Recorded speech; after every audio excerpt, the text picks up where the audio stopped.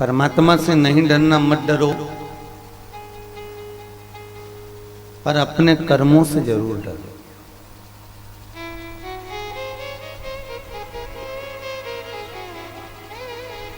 क्यों? क्योंकि कर्म का भोग तो मनुष्य को भोगना ही है, और मनुष्य तो मनुष्य, स्वयं परमात्मा भी अपने कर्म का भोग भोगता है।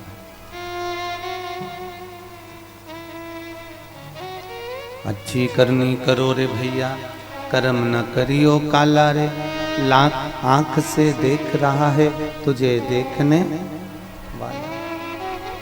हमारे कर्मों का भोग हमको भोगना ही पड़ता है, और चाहे फिर वो कर्म कैसा हो।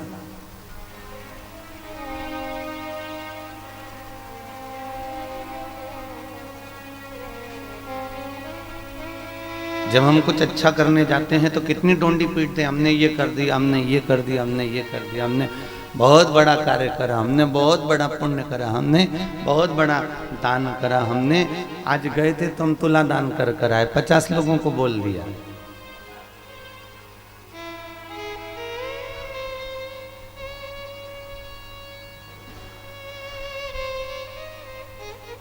अब इतना पुण्य कर आपने सारे जगत को बता दिया,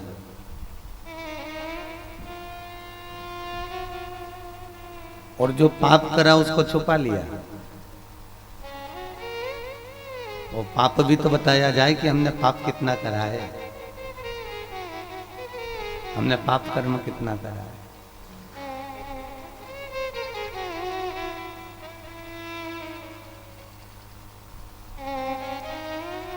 एक पत्नी ने अपने पति से कहा, सेठ से सुनो, राजा ने आज नगर में सूचना पहुंचाई है कि जिसने जो पुण्य करा है उस पुण्य के बल पर वो अपना फल लेकर चलेगा।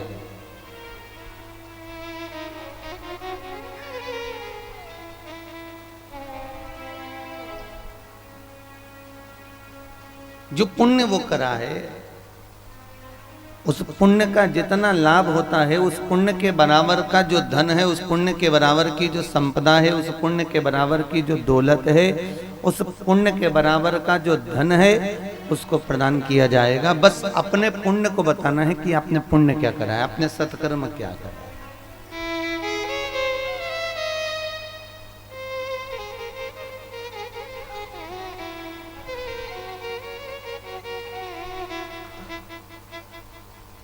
वो सत्कर्म बताया जाए कि हमारा सत्कर्म है क्या। तो सेठानी सेठ से बोली, तुम जाओ जरा, अपने पास परिस्थिति ठीक नहीं है, अभी धन बचा नहीं है, पैसा है नहीं, तो राजा के पास जाकर अपना पुण्य बताकर थोड़ा धन लेकर आ जाओ।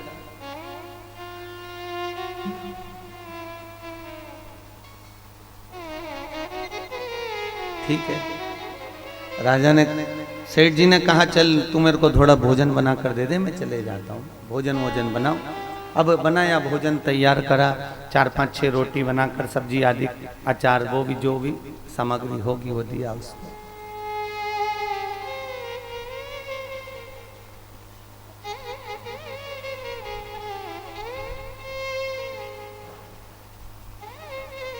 सेठ जी लेकर चले।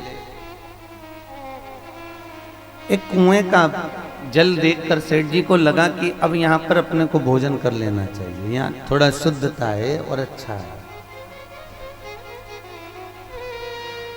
भोजन निकाला गया, किया। जैसे ही भोजन निकालकर भोजन करने ही वाला था कि सामने एक कुत्ता आकर खड़ा हो गया।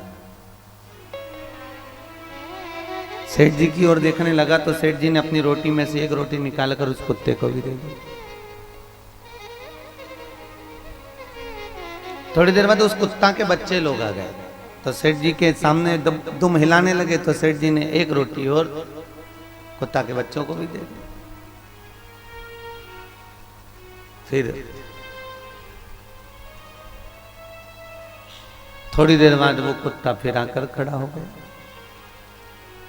सेठ जी को लगा अपने बच्चों को दूध पिलाती होगी, भूखी है, क्यों ना एक काम करूं, ये रोटी जो बची है ये इसी को खिला दूं तो कम से कम इतने बच्चों का पेट तो भरा जाएगा। अब जो बची हुई रोटी थी वो भी दे दी गई, वो भी प्रदान कर दी गई।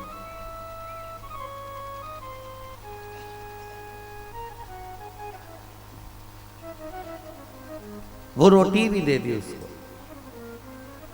सेठ जी भूखे राजा के महल में पहुंचे। राजा ने कहा बताओ तुमने कौन कौन सा पुण्य करा है, तुमने कौन कौन सा सत्कर्म करा है, बोलिए।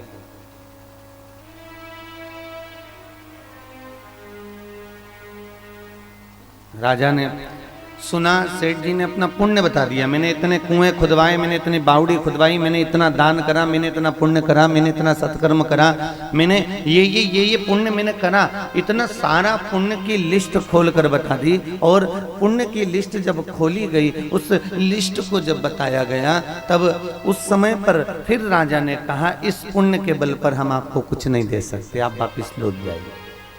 आपका ये पुण्य इतना प्रबल नहीं है कि आपको हम कुछ दे सकें, जाओ वापिस चले जाओ। सेठ जी जाने लगे। इतने में फिर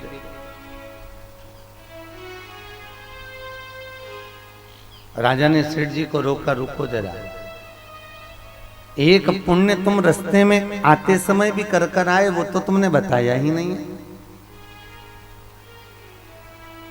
सेठ जी बोले हमने कोई पुण्य ही नहीं करा, तो बताएं क्या हम आपको? नहीं करा है, याद करो जरा। नहीं हमने कुछ किया ही नहीं है, हम क्या बताएं आपको? अरे कुछ तो करा होगा, जरा ध्यान दो ना, तुम कुछ तो करा है। नहीं कुछ भी नहीं करा है, हमें जाने दो, हमारा कोई फल ही नहीं है, हमारा कोई धन ही नहीं है, हमें जाने दो। सेठ जी जाने लगे, रुको रुको, तुमने एक पुण्य करा था, अपनी रोटी के हिस्से में से रोटी निकाल कर एक कुत्ते को खिलाई थी। तो सेठ जी बोले वो तो हम भूल गए थे। अब राजा ने कहा जो तुम पुण्य कहना भूल गए उसका फल हम तुमको जरूर देंगे, आदि सत्ता का राज्य दे दो इसको। जिस पुण्य को हम जगत को बता रहे वो पुण्य है ही नहीं साहब, पुण्य की गिनती में पुण्य आया ही नहीं। दिशा टीवी पर प्रसारण संबंधी जानकारी के लिए संपर्क करें 9560797788 9560797722 8130969977। धर्म संस्कार से जुड़ी अन्य जानकारी के लिए हमारे चैनल को सब्सक्राइब करना ना भूलें।